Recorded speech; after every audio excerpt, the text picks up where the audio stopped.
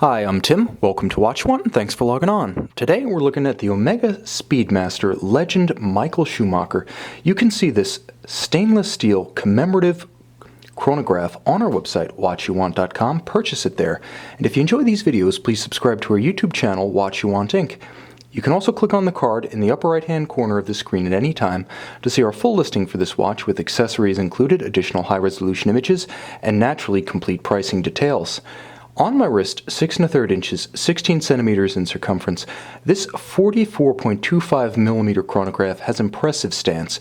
It is the true oversized modern sports watch, but in terms of aspect ratios, it works well aesthetically.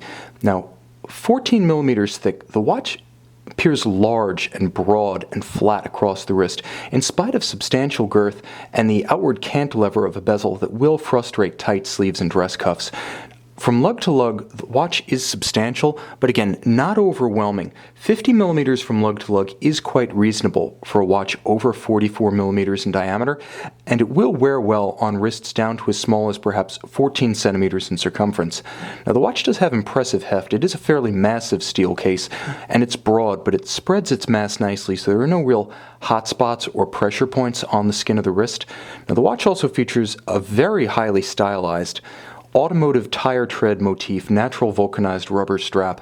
Again, this is part of the Schumacher theme, and Omega really runs with it. It starts with a conforming end link, meaning that the watch is very integrated in appearance.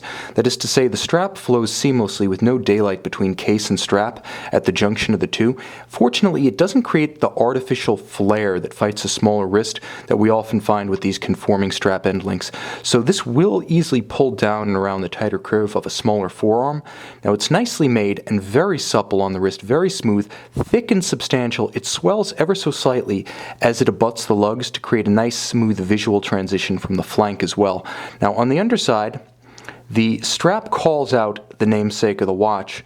This is the legend Michael Schumacher, and you can see the strap is branded likewise. Now, the clasp is a high-grade piece, not specific to the model, but very thoughtfully designed with twin-trigger deployment. It has to be positively released. It's not a friction-fit clasp, so this is a sports watch, and so a rapid jerking motion of the wrist or an inadvertent disruption will not pop it open. And you can see on the inside it's beautifully finished, and this is a nice measure by Omega. It's even co-signed with the Omega corporate logo inside. There are no marks of machining burrs, no rough stampings. There's nothing that looks raw and straight out of the mill. It's very nicely made, and I would even say it belies its price range in that respect. Now, it's very clever in that it tucks excess strap underneath the clasp body, so it's very clean when closed. There are no strap minder loops. This one simply ends at the point of the strap junction. Now, you'll also note that the watch features a rather impressive combination of Schumacher tributes, the most obvious being the bezel itself. Everything you ever wanted to know about the man's professional career in Formula One is seemingly written from 12 to 12. So starting at the top, you can see all of the years that Michael Schumacher won championships, first with Benetton and later with Ferrari. You can see he has been on the podium 154 times, 91 victories, 68 pole positions, beating the record set by Ayrton Senna, and of course he is a veteran of 250 F1 races, his 7 world titles being a record as well. Moreover, the tributes continue on the dial, where Arabic numerals 1 through 7 remind us that yes, the man holds the all-time record for championships, and it also sets the watch apart. Now, this is a meaningful design difference, not just a little bit of co-branding. It gives the watch a real one-of-a-kind visage that sets it apart from the seemingly innumerable Speedmaster limited editions already out there of all varieties. Now, the watch also features a dial base that could be interpreted two ways, either as a checkered flag or a carbon fiber motif in the fashion of the material used to construct modern F1 cars. Now, I say it could be construed either way because it's an embossed pattern, not actual carbon fiber. So again, it's a little open to interpretation. Is it the checkered flag? Is it carbon fiber? Or is it evocative of both? You decide. The hour track and the minute track are actually stepped above the dial base. As you can see, the indices as well as the loomed Arabic numerals project outward and cantilever beyond the fixed race of the minutes.